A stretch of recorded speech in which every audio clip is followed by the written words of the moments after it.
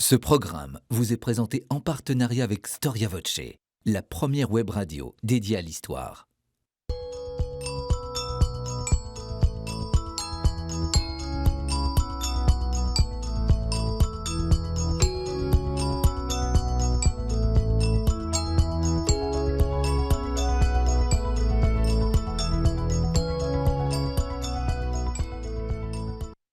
Chers téléspectateurs, bonjour, bonjour à toutes et à tous. Vous êtes sur KTO TV et KTO Radio et vous y êtes bien. Merci pour votre fidélité à votre émission Au risque de l'histoire.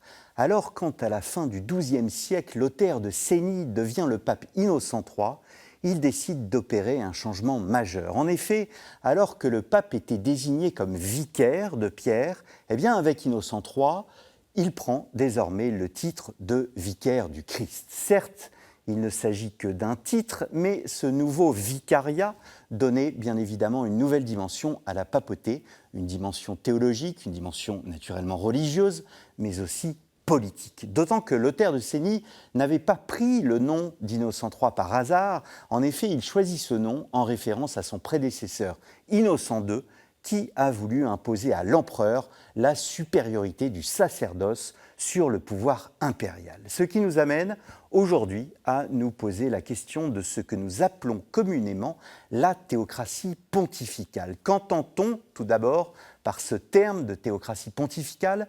Quelles sont les origines intellectuelles d'un tel pouvoir pontifical sur les couronnes européennes? Quel est l'apogée de ce pouvoir et au contraire, quand commence son déclin? C'est ce que nous allons voir aujourd'hui avec deux historiens médiévistes. Cécile Cabi, bonjour. Bonjour. Merci d'avoir répondu à notre invitation. Alors, vous êtes professeur d'histoire à Sorbonne Université, spécialiste bien évidemment d'histoire médiévale. Alors, vous avez rapporté deux de vos ouvrages. Votre thèse, tout d'abord, HDR, consacré à un moine, Girolamo Aliotti, autoportrait d'un moine humaniste.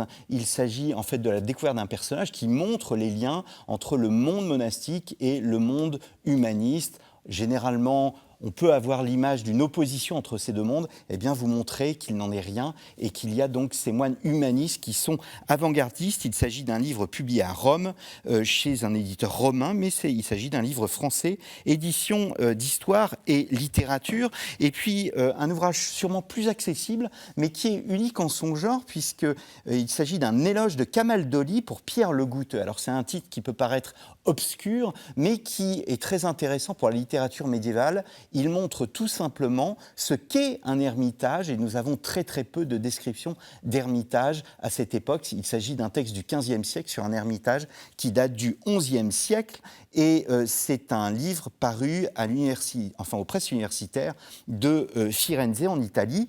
Ça reste un livre en français. Julien Théry, bonjour. Bonjour. Merci d'avoir répondu à notre invitation aussi. Vous êtes professeur d'histoire médiévale à l'université Lumière Lyon 2.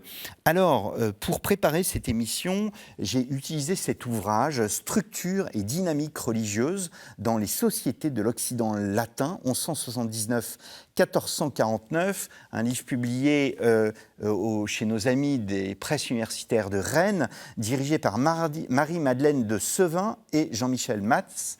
Et vous avez participé, c'est même, je crois, le premier chapitre, qui est un classique, un des textes les plus importants pour comprendre ce qu'est la théocratie pontificale.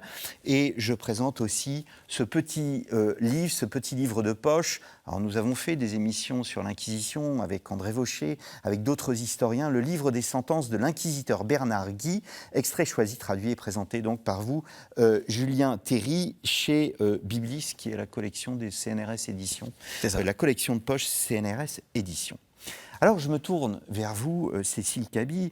Peut-être le terme de théocratie pontificale peut sembler un peu barbare pour nos téléspectateurs. Est-ce que nous pourrions le définir? C'est un terme qui pose la question des liens du pouvoir politique et du pouvoir religieux, du pouvoir temporel et du pouvoir spirituel. Alors, la difficulté, sans entrer dans le détail des étymologies, mais ça, on pourra y revenir, c'est la manière de penser, pour nous contemporains, habitués à séparer les sphères du temporel, du spirituel, alors on ne l'appelle pas comme ça, on va dire du politique et du religieux, ce qui n'est pas séparé dans beaucoup de sociétés, et dans nos sociétés occidentales jusque très tard dans l'histoire. Donc la question qui se pose, c'est comment ces deux aspects du pouvoir sur les hommes, sur les terres, sur les espaces, s'expriment, s'articulent. Et en réalité, on s'aperçoit que ça ne s'articule pas de la même manière à toutes les époques, dans tous les espaces. Et la théocratie pontificale est une de ces façons de l'articuler qui donne au pape, ou au cours de laquelle le pape prétend exercer un pouvoir, une domination universelle au nom de Dieu, en tant que représentant de Dieu sur Terre. D'où l'expression de vicaire de Christ. Oui, on y reviendra sans doute. Oui. Représentant de Dieu sur Terre et dominant le monde dans toute son extension et dans toutes ses facettes. Je pense que... Julien Ferry, le terme de théocratie, quand on parle de théocratie aujourd'hui dans le monde contemporain, on pense à l'Iran et on ne voit pas les choses de manière très positive. On n'a pas trop envie de passer ses vacances en Iran. Est-ce que on a une vision biaisée? Est-ce qu'on doit se représenter, au fond, cette théocratie à l'époque médiévale comme un monde iranien? Soyons provocateurs. Alors c'est vrai que la notion de théocratie sonne de manière très, très négative aujourd'hui. Et quand on l'applique au Moyen-Âge, quand certains historiens utilisent ce terme théocratie pontificale en réalité essentiellement pour désigner une période de l'histoire de l'Europe de l'Ouest, une période du Moyen-Âge qui va du temps d'Innocent III, avec une préparation au siècle précédent depuis Innocent II en gros, ou Grégoire VII qui énonce le grand programme grégorien d'indépendance de l'Église et de supériorité de son chef sur tous les pouvoirs, mais ça reste théorique à cette époque-là. Disons, à partir de ce moment-là et jusqu'au tour de 1300, on parle, pour définir cette période, donc, de la période de la théocratie pontificale. Donc ça a une dimension de périodisation. Mais évidemment, ça sonne de manière désagréable, puisqu'aujourd'hui, l'exemple canonique, en tout cas pour les Occidentaux, de théocratie, c'est une théocratie islamique et effectivement, c'est celle de l'Iran. Alors, qu'est-ce que ça signifie? Le terme de théocratie, il est aussi utilisé par les anthropologues, par les politistes, par les spécialistes des régimes politiques, de l'organisation des pouvoirs, pour désigner un type de régime dans lequel les hommes de Dieu, enfin même Dieu lui-même, mais à travers ceux qu'il représente, sont au pouvoir. Théocratie. Théos, Dieu, cratie, c'est ceux qui exercent le pouvoir. Alors comme Dieu s'exprime très rarement, directement, clairement, tout seul, il a des intermédiaires qui parlent en son nom. Et ces intermédiaires, forts de leur vicariat, peut-on dire, quand on utilise le terme qui était celui des papes, mais un vicaire, c'est quelqu'un qui tient lieu de Dieu, un luogo tenens, un lieutenant. Les papes se disent lieutenant du Christ sur terre aussi, c'est exactement synonyme. Ceux qui parlent au nom d'une puissance supérieure, transcendante, laquelle ne peut s'exprimer en réalité que par eux, ont tendance à exiger un certain nombre de privilèges ou à, disons, revendiquer une certaine autorité, même toute puissante comme celle de la puissance dont ils se revendiquent. En pratique, donc, c'est une théocratie, un système dans lequel le pouvoir politique et le pouvoir religieux, pour le dire simplement comme le disait Cécile, ne sont pas séparés, mais confondus. Et en ce sens, si l'on s'en tient à cette définition, il n'y a jamais eu de théocratie dans les mondes chrétiens. Puisque... C'est très important, il n'y a jamais eu de théocratie dans le monde chrétien. Il n'y a jamais eu de fonction politique qui soit indissociablement religieuse et politique dans sa conception même. Les papes n'ont jamais prétendu remplacer les rois. Ils n'ont jamais prétendu conduire les armées à leur place, diriger leur administration. On parle de théocratie quand ils prennent un ascendant tout à fait notable, de dernier recours souvent, en se déclarant juge ultime, sur les puissants. Et de fait, à partir du temps d'Innocent III, des rois vont être déposés par le siège apostolique. Un empereur même, hein, Frédéric II en 1245. Ce qui sera ce moment-là, par exemple, hein, en 1245, quand à Lyon, Innocent IV dépose solennellement Frédéric II, l'occasion de dire, de réaffirmer et de montrer concrètement que le pouvoir du vicaire du Christ est supérieur au pouvoir de quelque puissance séculière que ce soit. Donc c'est en ce sens-là, hein, au sens d'hégémonie qu'on va parler de théocratie, mais non pas, il n'y a pas de fonction dans le monde de l'Europe occidentale qui cumule les deux, comme, alors je ne veux pas prétendre parler trop précisément des mondes musulmans, mais je donne juste cette comparaison pour voir où je veux en venir. Un émir, par exemple, hein, ou un calife, d'après ce que je comprends de ce que disent les islamologues, les spécialistes des mondes musulmans, c'est quelqu'un qui a un pouvoir indissociablement, pour ce qui est de l'émir guerrier, pour ce qui est du calife gouvernemental, et religieux. Les deux fonctions ne sont pas séparées. Elles sont contenues dans le concept. C'est contesté, hein, je ne veux pas aller trop loin là-dedans, mais c'est l'objet de discussion, disons. En tout cas, le modèle, c'est celui-là, et on peut l'utiliser pour comprendre par opposition le fait que cette théocratie, quand on en parle pour le monde chrétien et pour l'Occident médiéval, il faut manier le mot en connaissance de cause. Ça veut juste dire ascendant du religieux, ascendant du pouvoir religieux. Oui, je pense que c'est vraiment important parce que c'est une question de hiérarchie. Et c'est une question de hiérarchie, alors qui certes est presque conçue comme naturelle, parce que le pouvoir spirituel est présenté comme tellement supérieur au pouvoir temporel qu'il n'y a pas de doute que c'est lui qui doit diriger. Et alors, cette question de la direction est fondamentale parce qu'elle a des traductions très concrètes qui sont l'invitation des pouvoirs des rois, des pouvoirs des comtes, des pouvoirs des seigneurs même, à prêter main forte, c'est souvent l'expression qui est employée, au pouvoir du pape qui désigne à ses pouvoirs les actions qu'ils doivent mener concrètement pour contribuer à l'harmonie de la société. Hein. Il faut bien entendre qu'il s'agit là d'une conception qui concerne l'organisation générale de la société en vue du salut, hein, qui reste le point ultime. Alors pour bien comprendre ce qu'il se passe au XIe, XIIe, XIIIe siècle, je souhaiterais qu'on revienne un peu avant. Il y a un pape précisément qui est très important dans la pensée chrétienne, c'est le pape Gélase au Ve siècle, et il aborde précisément les liens, la question du rapport entre le pouvoir temporel et le pouvoir spirituel. Est-ce qu'on peut dire qu'avant le XIe siècle, par opposition à ce qui va se passer après, le pouvoir spirituel, le pouvoir des papes était comme soumis au pouvoir des princes ? Alors, la grande difficulté est de ne pas plaquer l'image de la papauté disons Innocent III, a fortiori notre image de la papauté contemporaine, sur la papauté des débuts de l'Église et de l'époque de Gélase, par exemple. Qu'est-ce que le pape, par rapport aux autres évêques, aux autres patriarches, aux autres pouvoirs dans la Méditerranée, selon les époques? C'est très important de se souvenir de ce contexte pour arriver à savoir ce que le pape peut faire concrètement, mais aussi la manière dont il peut penser son pouvoir. Alors ça, c'est une première chose.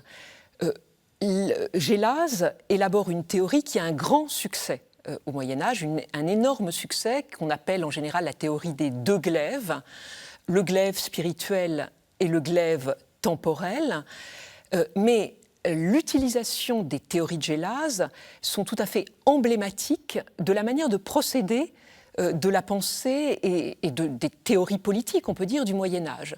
En réalité, tout le monde s'appuie sur Gélase. Mais en fonction des urgences du moment, pourrait-on dire, ou du contexte général qui met en cause également l'économie, la démographie. On ne raisonne pas dans un monde qui est un monde plein et en pleine croissance que dans un monde d'une autre manière. Et dans ce contexte-là, on va s'emparer de cette théorie pour l'utiliser de manière différente. Et il me semble qu'on peut caractériser la période qui démarre avec la réforme grégorienne et qui se poursuit avec Innocent III, voire jusqu'à Boniface VIII. Donc la réforme grégorienne, pour nos téléspectateurs, c'est le XIe siècle. Voilà, qui commence Grégoire VII. Au milieu du XIe siècle. On s'accorde pour dire que c'est entre le milieu du XIe et le milieu du XIIe siècle, mais avec des prolongements en réalité. Ce n'est pas un moment très fixe. Et en tout cas, à partir de ce moment-là, il y a une conception fortement hiérarchisée de cette théorie qui place le glaive spirituel en domination par rapport au glaive temporel. Vous évoquez, Julien Théry, le terme de hiérocratie dans votre ouvrage. Dans l'ouvrage, qu'est-ce que vous entendez par là? Hiéros, c'est le sacré, c'est ceux qui sont en prise avec le sacré. Et donc c'est à eux d'abord que revient le pouvoir. C'est un peu synonyme de théocratie au fond. C'est parce que ce sont eux qui font la médiation avec le ciel, parce qu'ils sont rentrés dans les ordres, qu'ils ont été ordonnés, donc les prêtres, les évêques. Ce sont ces personnages donc, qui doivent être placés au-dessus des autres. Dans l'un de ces textes, Grégoire VII, celui qui a donné son nom à la réforme grégorienne, parce qu'il a radicalisé, les principes de la réforme qui avait été lancée au milieu du XIe siècle, vers 1050, ce Grégoire VII, donc, dit le plus crotté, le plus misérable des prêtres doit faire l'objet d'un plus grand respect que le plus fastueux et le plus puissant des empereurs. Pourquoi ? Parce qu'il représente le Christ. Et on parlait tout à l'heure du pape qui se dit vicaire du Christ, lieutenant du Christ sur terre. Grégoire VII dira que quand le pape parle, c'est la voix du Christ qui sort de sa bouche, raison pour laquelle son autorité est déliée de tout contrôle. Un prêtre, donc, représente le Christ, et dès lors, il a forcément une dignité supérieure à qui que ce soit qui n'a pas été ordonné. Parce qu'il peut faire l'Eucharistie, il peut changer le pain en corps du Christ, le vin en sang du Christ, pardon. Il peut faire le miracle de l'Eucharistie parce qu'il a été ordonné, et donc il est supérieur. Et donc en ce sens, il y a une hiérarchie qui désormais va avoir une valeur sociale. Elle avait déjà une valeur spirituelle, cette hiérarchie, au fond, dans une large mesure. Mais cela va s'appliquer politiquement, en quelque sorte, désormais. Alors, ce que vous disiez sur le fait que quand le pape parle, on estime que c'est le Christ qui parle. J'ai le souvenir, on disait de Léon le Grand, nous sommes au 5e siècle, le concile de Chalcédoine, 451, on dit Pierre a parlé par la voix de Léon. Il y a une opposition entre ce Pierre a parlé par la voix de Léon et le Christ qui a parlé par la voix de Grégoire VII, par la voix d'Innocent III. Enfin, non pas une opposition, mais comme une extrémisation. Alors, au plan ecclésiologique, c'est-à-dire au plan de la théologie, la science de Dieu, appliquée à l'organisation sociale, à l'organisation des hommes, c'est-à-dire appliquée à l'organisation de l'Église. C'est ce qu'on appelle l'ecclésiologie. Oui. Il y a un travail qui est fait au temps d'Innocent III, précisément, pour dire que le pape n'est pas seulement le successeur de Pierre. Qu'il soit pas parce qu'il est évêque de Rome, donc successeur de Pierre, tout le monde est d'accord là-dessus depuis les origines, et c'est ce qui fait sa dignité particulière. Mais ce que nous dit Innocent III, c'est que Pierre a été désigné par le Christ comme le premier des apôtres, le prince des apôtres. C'est plus que cela que revendique désormais sous Innocent III, et cette manipulation de la terminologie ecclésiologique va dans ce sens. Non seulement Pierre est le premier des apôtres, mais celui qui lui succède représente le Christ, et pas seulement Pierre. Pierre, certes, c'est le premier, mais il a 11 collègues, les 12 apôtres. Il y a des passages des évangiles qui les mettent sur un plan d'égalité complet. Certes, le Christ a dit « Tu es Pierre, et sur cette pierre, je construirai mon église », mais il y a d'autres passages où il explique aux apôtres qu'ils ont tous, de manière égalitaire, le pouvoir de lier et de délier. Exactement. Qui est fondamental, qui concrétise, qui est concrètement, le pouvoir spirituel, lier et délier. Non pas de manière avec les armes, mais avec les sanctions spirituelles, en particulier avec la parole. Dès lors que ce pouvoir est partagé par tous et que le pouvoir de transmettre par l'imposition des mains l'affiliation, la tradition apostolique, c'est-à-dire de pouvoir faire des évêques et donc faire des prêtres, dès lors que ce pouvoir est détenu de manière égalitaire par tous les héritiers des apôtres, c'est-à-dire tous les évêques. Le pouvoir de commandement de l'évêque de Rome est toujours discutable. Et il y a une grande tradition, vous le savez, dans le christianisme, dans le catholicisme, d'épiscopalisme. C'est pas seulement quelque chose de protestant ensuite. Alors évidemment, la réforme va s'appuyer là-dessus. Mais il y a une idée très forte. Et pendant la période de la théocratie pontificale, certains des commentateurs de la Bible, certains juristes, qui sont des ecclésiologues, qui déduisent le droit des Écritures, sont épiscopalistes. C'est-à-dire qu'ils sont très réticents sur la plénitude de puissance que réclament les papes au nom du titre de vicaire du Christ. Et ils disent, ils sous-entendent, ou ils disent même explicitement, c'est le vicaire de Pierre, c'est un évêque parmi d'autres, il a une primauté en dignité, mais il n'a pas de pouvoir de commandement. Oui, je pense que c'est très important de bien comprendre comment la papauté, au moment d'Innocent III, tire les fils de toute une série de traditions, de formulations pour définir le pouvoir pontifical, qui sont rassemblées, et je ne vais pas dire qu'ils font système, mais malgré tout quand même, qui créent une nouvelle représentation et une nouvelle définition de la papauté. Souvent avec des termes, il ne faut pas l'oublier, qui étaient déjà connus et même déjà utilisés. On a parlé du vicaire du Christ. Ce n'est pas une expression qu'invente Innocent III. Ça a même été utilisé dans les siècles précédents pour désigner des pouvoirs civils. Mais ce que construit Innocent III, et puis certains de ses successeurs, il ne faut pas oublier le rôle, par exemple, fondamental d'un juriste qui est Innocent IV, ça c'est vraiment très important. C'est lui qui va déposer Frédéric II, j'en parlais tout à l'heure, oui, qui va porter au plus haut la théocratie. Absolument, oui. Eh bien, il tire les fils de toutes ces traditions. Donc, vicaire du Christ, successeur de Pierre, parce qu'il ne renonce pas du tout à l'être, et c'est à l'époque d'Innocent III et d'Innocent IV que, par exemple, la papauté valorise la basilique de Saint-Pierre et fait du Vatican une résidence fréquente de la papauté, ce n'était pas tellement auparavant, le latran dominait très largement. Et puis, il y a d'autres choses. Il y a, par exemple, la notion de royauté christique, qui vient se superposer et qui est très importante. Le pape est l'héritier, le meilleur héritier de la plus grande royauté, celle du Christ. Et il n'y a pas de royauté supérieure à celle du Christ. Et donc, cela lui donne, encore une fois, cela définit ses rapports avec les autres rois, qui parallèlement entendent soutenir que leur pouvoir leur est conféré par Dieu. Les rois construisent de leur côté toute une aura de sacralité autour de leur pouvoir, et de plus en plus, à partir de la fin du XIIe et au XIIIe siècle, la dynastie capétienne est très forte dans ce domaine pour se construire cette aura, reconquérir ce que finalement la réforme grégorienne a tenté d'annuler, c'est-à-dire de dépouiller le pouvoir civil de tout rapport avec la transcendance. Parce qu'il faut rappeler que c'est une manière de penser la société qui n'était pas du tout la seule manière possible. C'est-à-dire que le pouvoir temporel et le pouvoir spirituel étaient mêlés,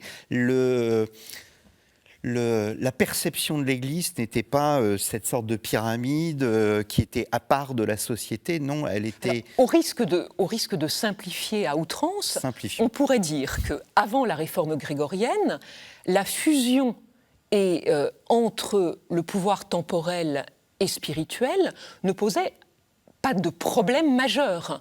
Certes, le pape s'occupait d'un certain nombre de choses, et les prêtres, d'une manière générale, avaient un certain nombre de fonctions liées à leur sacerdoce. Aucun roi n'a prétendu célébrer l'Eucharistie. Mais les rois nommaient des évêques, et ça n'avait absolument rien de choquant ni de scandaleux. Il faut absolument avoir ça en tête pour comprendre la rupture que les réformateurs, Grégoire VII en particulier, mais d'autres dans son entourage, qui sont très souvent des réformateurs d'origine monastique, qui ont donc une vision particulièrement radicale du retrait, de la fuite du monde, et donc de l'opposition entre le monde et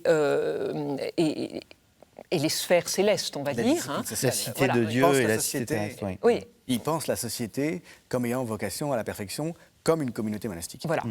Et ils vont appliquer à la société ces idées. Oui, parce qu'en fait, on parlait des évêques, mais il faut bien comprendre que cette théocratie pontificale, elle n'a pas que des effets sur les pouvoirs civils. Ça commence par un grand nettoyage à l'intérieur même du clergé. D'abord en imposant aux prêtres une figure et une manière d'être qui change radicalement. C'est ce que fait la réforme grégorienne en imposant le célibat aux prêtres. Et puis, si on revient aux périodes d'Innocent III, pour les évêques, il y a beaucoup de choses qui changent dans les rapports entre l'évêque et le pape, l'obligation de venir à Rome pour être confirmé, la possibilité pour le pape de déplacer les évêques, ce qui fait qu'on peut faire une belle carrière épiscopale. Auparavant, on restait sur son siège tranquillement jusqu'à sa mort. Alors, dans la pratique, on dit que la compétence du pape, parce qu'au début de l'émission, vous avez bien fait une distinction sur le fait qu'il ne fallait pas non plus voir une sorte de pouvoir totalitaire ou bien un pouvoir exacerbé. Est-ce qu'on peut dire, parce qu'on parle de l'intervention du pape dans les affaires temporelles fondée sur le ratione peccati, que signifie cette expression de ratione peccati, et est-ce que c'était une réalité dans la pratique? Alors, il ne faut pas non plus minimiser, une fois qu'on a dit que pouvoir séculier et pouvoir spirituel ne se sont jamais entièrement confondus dans une fonction, quelle qu'elle soit, qu'on pourrait dire ainsi proprement théocratique, comme la fonction pontificale. Il ne faut pas non plus minimiser l'investissement politique, l'engagement dans les rapports de force, dans les intérêts temporels de ce siècle, de la part de ce qu'on appelle désormais l'Église romaine, par métonymie, pour dire en fait l'ensemble de l'Église. À partir du moment où le pouvoir se centralise dans l'Église, on n'est plus dans la période qu'évoquait à l'instant Cécile, où finalement il y a une décentralisation du pouvoir ecclésiastique. Le sommet du pouvoir ecclésiastique, c'est l'évêque, c'est à l'échelle locale. Mais on est aussi dans un monde qui communique moins. Au-dessus, il n'y a qu'une autorité, c'est le concile. Elle est réunie assez rarement, cette autorité. Et le pape a une dignité particulière. On passe à un autre monde qui va être centralisé. La différence aussi entre décentralisation du pouvoir de l'Église, disséminée finalement, est toujours liée aux laïcs localement, aux dynasties, aux princes. Et cette période théocratique où vraiment Rome devient un centre, prend un pouvoir de commandement, où tous les évêques vont devoir venir se faire confirmer dans leur élection, elle est très importante. Ça va de pair, je le disais, donc avec un investissement dans la géopolitique européenne de la papauté comme puissance. Tout particulièrement à partir d'Innocent III, dans une logique installée par Innocent II, raison pour laquelle j'avais fait l'hypothèse qu'Innocent III avait choisi ce prénom qui n'était plus en usage, ce nom de pape, en référence à Innocent II, qui effectivement impose à l'empereur de le promener sur un cheval blanc, d'être son écuyer pour montrer qu'il est au-dessus. Si on se situe au temps d'Innocent III, la papauté détient des royaumes. Elle a reçu en legs des royaumes qu'elle a en propriété, en pleine propriété, et qu'elle donne en fief. Par exemple, l'Aragon appartient à la papauté.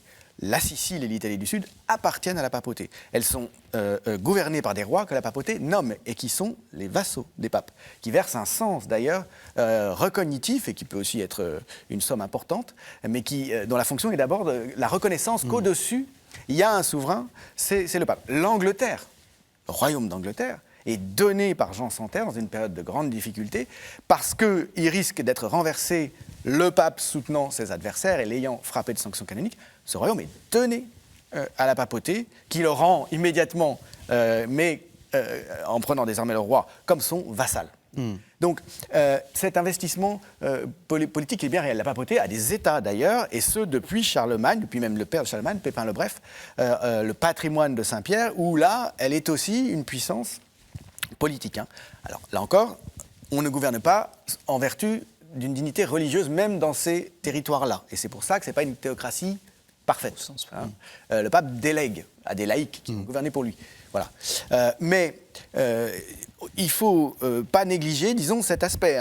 Il ne faut pas non plus s'imaginer que les deux sphères sont clairement séparées. Le ratione peccati, donc pour alors voilà, parce que vous ne l'avez pas défini. C'était important d'en passer par là pour vous expliquer, parce que Innocent III, en particulier, c'est lui qui va beaucoup utiliser cette expression, dit « Je suis le juge supérieur universel pour tous les contentieux, pour décider de la licéité, de la valeur de toutes les conduites, parce qu'il est obligé.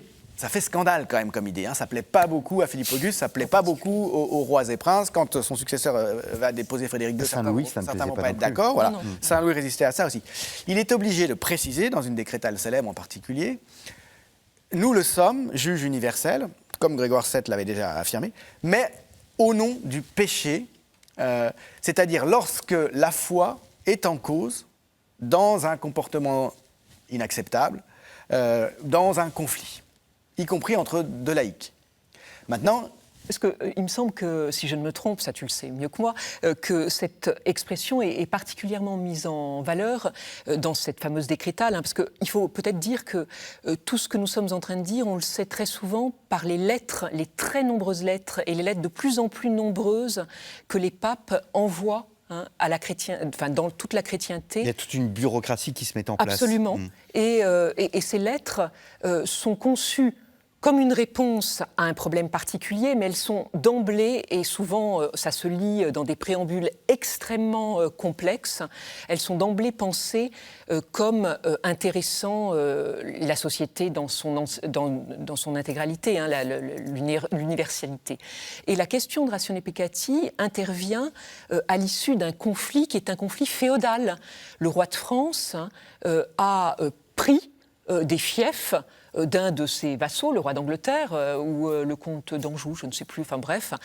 Et à ce moment-là, il intervient en disant « Je n'interviens pas en vertu du droit féodal, ratione feudi, mais j'interviens en vertu du péché, enfin à cause du péché. » Or, le péché, vous l'admettrez, c'est quand même une notion extensible, et notamment toute atteinte à la paix et à la foi.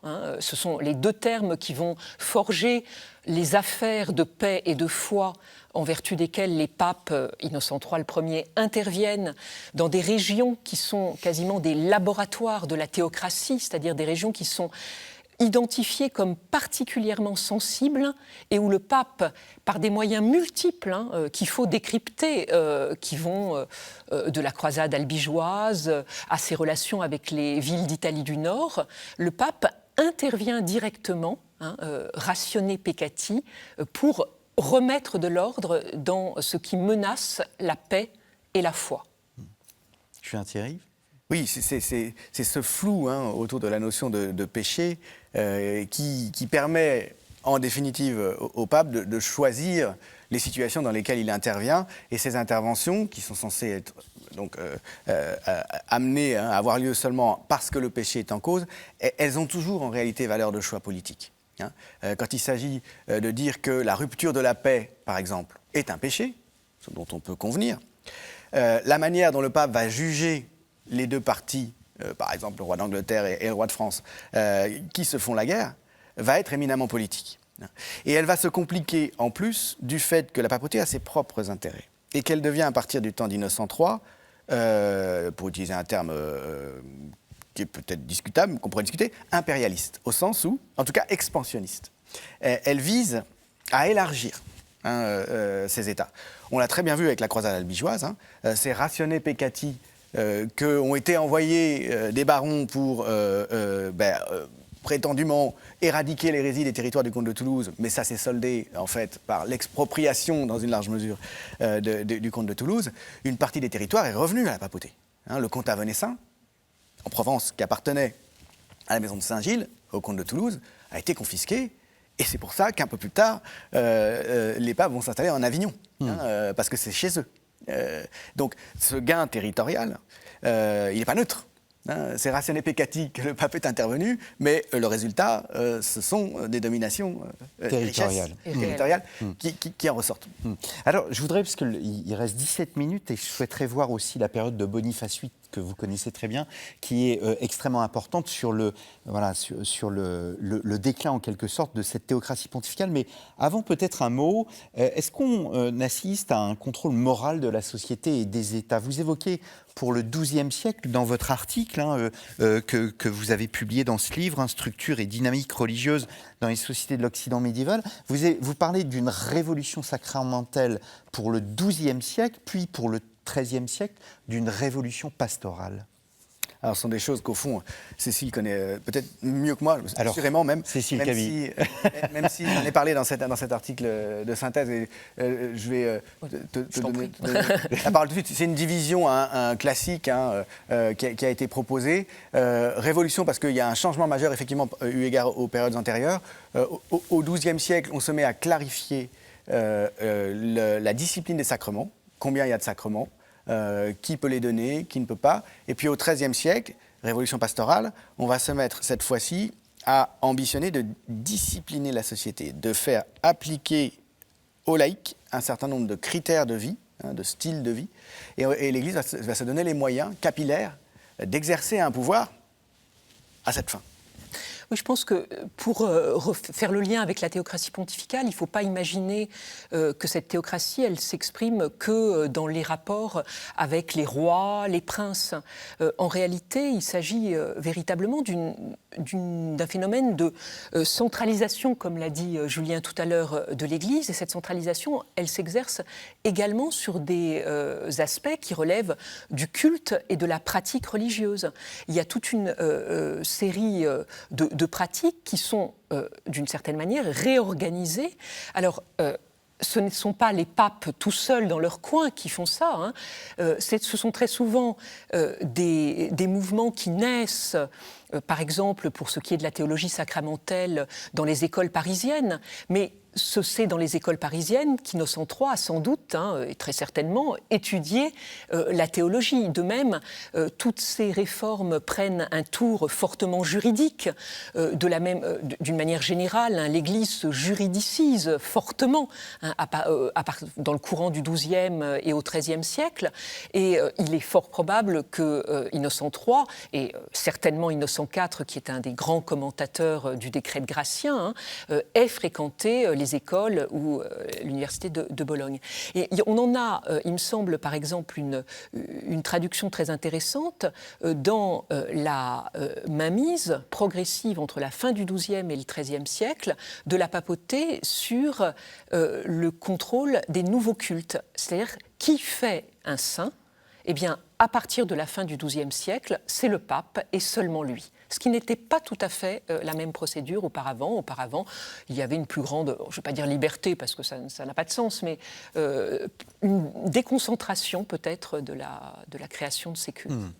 Alors, est-ce que on sait qu'on va redécouvrir les textes grecs à l'époque médiévale. Aristote va influencer saint Thomas d'Aquin. Est-ce que cet apport textuel, cette renaissance avant la lettre, eh bien, va renouveler la pensée sur la question des relations entre spirituel et temporel ? Alors c'est surtout la question des rapports entre raison et foi. Qui se trouve tout à fait remanié avec ces traductions d'Aristote, avec le passage des commentaires arabes autour d'Aristote, l'avéroïsme, ce qui va déclencher une crise d'ailleurs dans l'université et dans l'Église, au cours de laquelle l'autorité épiscopale de Paris, mais aussi l'autorité pontificale derrière, vont intervenir. Sur la question de savoir donc, dans quelle mesure est-ce que on peut, par la raison, rendre compte du monde, de la nature, et en définitive détenir une clé de compréhension qui est supérieure à la foi, et qui peut éventuellement même remettre en cause des vérités de foi. C'est un moment assez crucial dans l'histoire de la pensée avec des conséquences sociales de l'Occident. Et c'est au XIIIe siècle. C'était aussi au temps de la théocratie pontificale. Oui. Et la naissance des universités, comme l'avait très bien montré Jacques Le Goff, dont d'ailleurs on va bientôt, malheureusement, fêter le 10e anniversaire de la mort, c'est un moment où la papauté prend en main la production des savoirs, l'organisation de la production des savoirs, le soutien des papes, notamment de Grégoire IX, ou avant lui des légats pontificaux comme Robert de Courson, qui donne à l'Université de Paris les premiers statuts en 1215, et montre bien comment la papauté prend la mesure de ce que ces intellectuels peuvent fournir à l'Église. Elle est avant-gardiste, donc. Alors, je ne sais pas si on peut parler d'avant-garde, parce que les vrais avant-gardistes, ce sont les lettrés qui travaillent, mais en tout cas, elle leur donne une structure qui les libère d'autres pesanteurs. Alors, comme disait Le Goff, ils l'ont payé cher, mais c'est-à-dire les autres pesanteurs, c'était les pouvoirs locaux, la police du prévôt de Paris, etc. Mais donc, alors, que les textes et que la redécouverte des textes ait influencé toutes ces théories, évidemment. Mais il ne faut pas oublier que l'Église est une institution, alors je ne dirais pas conservatrice, mais qui travaille dans la sédimentation.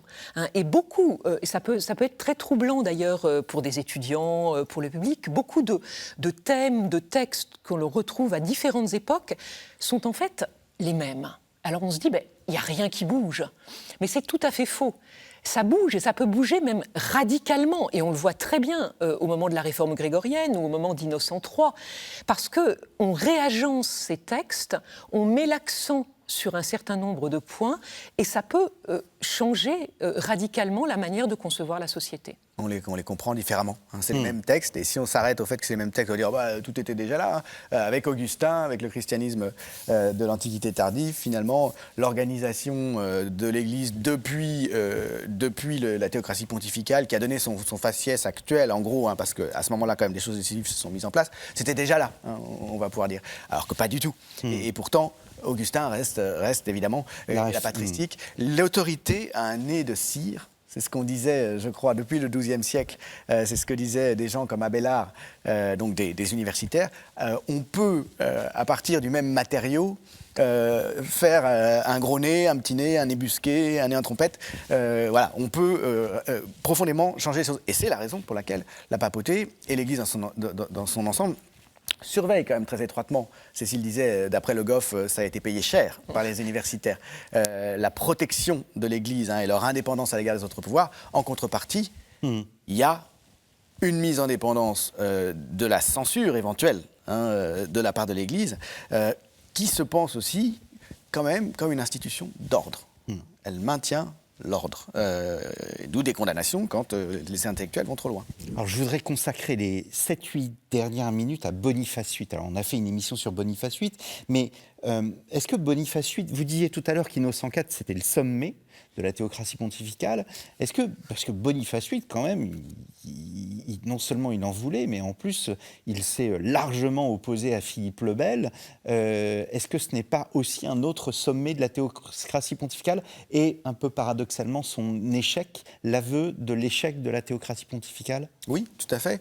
Il y a un apogée avec la déposition de Frédéric II par Innocent IV en 1245 à Lyon, c'est vrai. On peut sans doute dire qu'on reste dans les cimes, dans les hauteurs de la toute-puissance théocratique des papes jusqu'à Boniface VIII, avec un moment qu'on considère traditionnellement aussi comme un sommet en 1274, quand, grâce aux frères de Saint-Louis, Charles d'Anjou et l'expédition militaire en Italie du Sud, les papes ont été débarrassés des empereurs, de la concurrence de l'autre pouvoir universel, de cette maison allemande qui les gênait. En 1274 est réuni un concile à Lyon à nouveau, que l'on considère souvent comme l'apogée de la chrétienté, parce que les papes sont sur le point de réunifier le monde grec. La chrétienté grecque, et ils croient qu'ils vont y arriver. Mais sinon, c'est vrai que Boniface VIII représente aussi un sommet, tout simplement parce qu'il revendique avec une arrogance particulière, je dirais, cette supériorité à l'égard de tous les pouvoirs, et surtout, il la revendique d'une manière qui est en réalité, sans qu'ils s'en aperçoivent, en discordance avec la réalité, la nouvelle réalité des rapports de force. Depuis quelques décennies, il devient pape à la fin de l'année 1294, les États séculiers sont devenus des puissances presque administrative des appareils d'État, on peut le dire. La papauté a eu un temps d'avance là-dessus, mais un certain nombre de royaumes, de royautés sont en train de la rattraper, anglaises, françaises, et en sont arrivés à ne plus accepter l'universalité de l'intervention pontificale, qui était revendiquée par la théocratie, sur les terres qui appartiennent à l'Église.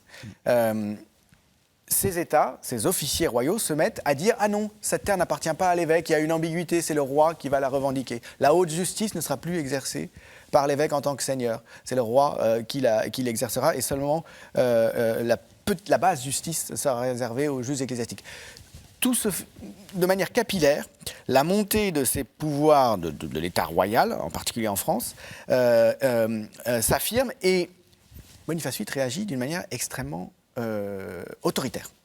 Il continue, comme Innocent III, finalement, à fonctionner par sanction. Fulminé. Par interdit, par excommunication, convaincu que l'ordre du monde lui donne la place supérieure. Et le roi de France, en l'accusant d'hérésie, en retournant contre lui l'arme majeure de l'Église, va lui démontrer le contraire. Et c'est pour ça que, avec l'arrestation du roi de France, au terme l'arrestation par des hommes du roi de France du pape Boniface dans sa résidence d'Anagni le 7 septembre 1303, au terme d'un conflit qui s'est envenimé de manière inouïe, est souvent marqué comme la fin, l'événement qui marque. Ce sera rétrospectif, mais ça marque un coup d'arrêt, disons, parce que symboliquement, la personne même du pape, le représentant du Christ, comme le rappelle Dante quand il parle de l'événement, le Christ a été à nouveau humilié quand il a été donc malmené lors de cette arrestation. Les États naissent, se développent administrativement en copiant au fond ce qu'a fait la papauté. Est-ce que ce n'est pas une forme de paradoxe finalement de voir que le résultat de la théocratie pontificale a permis à l'État de se développer et de s'émanciper de cette tutelle religieuse? Alors, je ne suis pas sûre. Non, pas s'émanciper, parce qu'on sait que oui, mais ces rois étaient religieux. Malgré tout, conquérir une certaine autonomie. Alors je ne suis pas sûre qu'on puisse dire que les royaumes imitent à proprement parler les pratiques pontificales. Sur certains points, oui, sans doute, mais il faut vraiment le vérifier au point par point. Il y a un royaume comme le royaume d'Angleterre qui a une pratique administrative et bureaucratique tout à fait exceptionnelle et très tôt, dès le XIIe siècle, avec d'ailleurs des sources écrites, une pratique de l'enregistrement par écrit tout à fait remarquable. En revanche, le vrai paradoxe, il remonte peut-être même à la réforme grégorienne. Il est lié au fait que la réforme grégorienne va placer les États laïques dans une position d'infériorité, les dépouiller de toute fonction sacrée, et que paradoxalement, par ce moyen, elle les dote d'une certaine autonomie, d'où va repartir leur construction. Cette construction va passer ensuite par la reconquête d'autres formes, d'ailleurs, de sacralité, par la construction du sacre et de toute une série de rituels, de légendes aussi, beaucoup de légendes autour du sacre, du rôle du roi pour manier les reliques. On sait l'importance qu'a donnée Louis IX aux reliques, mais les rois d'Angleterre le tentent également, et beaucoup des gestes. On parlait récemment, parce que c'est en 1924 que Marc Bloch a publié un très grand livre sur les rois thaumaturges, cette prétention des rois de France et d'Angleterre à soigner par le toucher certaines maladies. Eh bien, il y a une reconstruction. Alors, cette reconstruction de ces États, elle passe évidemment aussi, ce serait ridicule de séparer les deux sphères, par une construction administrative, bureaucratique, mais elle passe aussi par tout ce langage, et je pense que Julien pourrait le dire bien mieux que moi, il a bien montré comment un roi comme Philippe le Bel et son entourage se prend possession d'un langage politique qui a été créé en particulier dans l'Italie du XIIIe siècle, à l'époque du grand affrontement entre les papes et la famille Hohenstaufen, qui a forgé un langage politique, et comment il renverse ce langage au profit du roi de France, ce qu'on a pu appeler, ce que Julien a pu appeler la pontificalisation du pouvoir royal. Peut-être un dernier mot, Julien Théry, il nous reste 1 minute. Le régime concordataire, les concordats qui apparaissent avec l'époque moderne, c'est en quelque sorte une négation et l'enterrement en grande classe de ce que fut la théocratie pontificale? Oui, on peut le dire. En effet, on peut définir la théocratie pontificale par le fait qu'il y a une universalité de l'autorité du vicaire du Christ, qui est l'évêque de Rome, qui est, dans son principe, reconnu comme sans limite, au fond. C'est à partir du moment où des limites sont posées, où un cadre précis est fixé, où le pape ne pourra plus dire « Ah là, et le péché est en cause, donc j'interviens », que, en effet, on rentre dans une logique concordataire. Donc dans une logique de reconnaissance mutuelle de deux puissances, qui, finalement, dans une logique qui était celle de Gélas au départ, ont chacun leur champ et qui sont souveraines dans chacun de leurs 2 champs.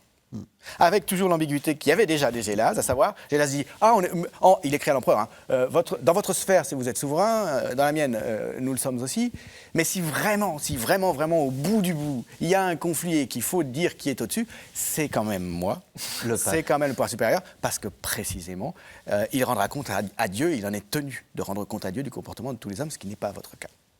Merci beaucoup à tous les deux d'être venus sur ce plateau. Le livre des sentences de l'inquisiteur Bernard Guy que vous avez publié, donc ce sont des extraits choisis que vous avez traduits et présentés, Julien Théry, paru chez Biblis CNRS Éditions. Chez nos amis des presses universitaires de Rennes, il y a ce classique, disons-le, structure et dynamique religieuse dans les sociétés de l'Occident latin, 1179-1449, sous la direction de Marie-Madeleine de Sevin et Jean-Michel Math. C'est un ouvrage, chers auditeurs, que j'utilise très souvent pour préparer ces émissions. Et vous, Cécile Cabi, un éloge de Camaldoli pour Pierre le Goutteux. Donc Pierre le Goutteux, c'était le père de Laurent le Magnifique. Nous sommes dans l'Italie du XVe siècle et il s'agit d'un genre littéraire à part entière. C'est un petit livre qui décrit tout simplement ce qu'était un ermitage à l'époque du XVe siècle. Et puis votre thèse HDR, autoportrait d'un moine en humaniste, aux éditions d'histoire et de littérature, Edizioni di Storia e Letteratura, à Rome, donc un ouvrage qui montre les liens entre le monde monastique et le monde des humanistes. Nous ferons sûrement, Cécile Cabi, une émission sur ce monde monastique urbain très prochainement, et des liens de l'humanisme et de l'Église.